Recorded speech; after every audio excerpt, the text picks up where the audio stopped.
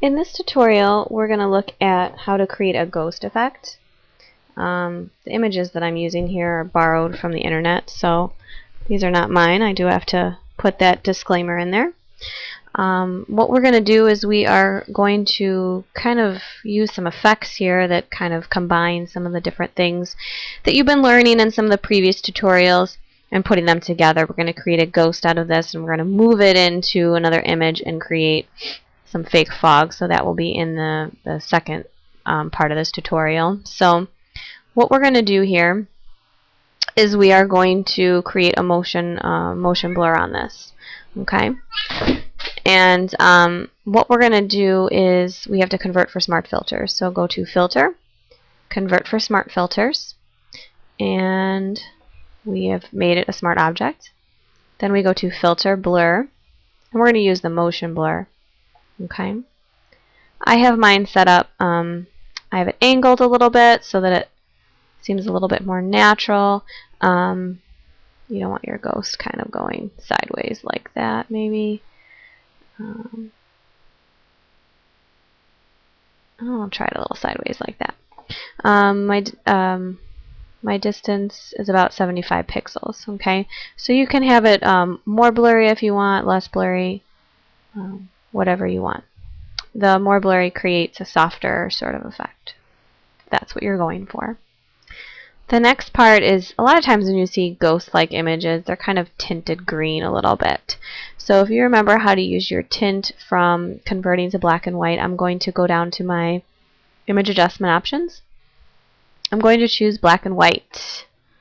Okay, and then I'm going to tint it by clicking this box and choosing a green tint, keeping my saturation somewhat low. Alright, you're probably thinking this looks like a disaster. Well, we know how we can bring back some of the detail, because if you look over to your layers box, we have these little masks. And what these masks mean is this is the presence of the black and white change with the tint, and this is the presence of our blur. Okay, so I can actually go in, and when I click on this box, select this box, and use my black brush, okay, I can actually go in and erase. I'm going to zoom in just so you can see. I can actually go in and erase some of that blur. Okay, so that we can see some of the detail of the face. I'm going to leave some of it blurry so that it kind of gives that hazy, ghost-like, image that's kind of fading in and out. So again, if you look at your smart filters, here again I'm hiding the blur. Now I didn't choose this because then that would bring back the color. I'm here because I want to get rid of the blur in some areas. So I'm going to zoom out.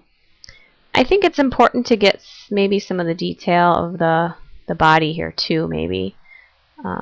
Usually when we see figures, we kind of get a little glimpse of their, what their hands are doing, or maybe we can add in some of that. But if I make a mistake, remember, I can flip the switch. I can flip back to my white and bring back some of that blur. I want some of it blurred. Okay, so there's my ghost effect. If you want to move this image to another image of some kind, create a ghost effect on a figure, obviously you can see we have all these different layers here, and we would have to flatten this. So that's the last step I'm going to do here, is I'm going to go to Layer and Flatten Image. Okay, in my next tutorial I'm going to select her and move her over to another image and then create some fake fog.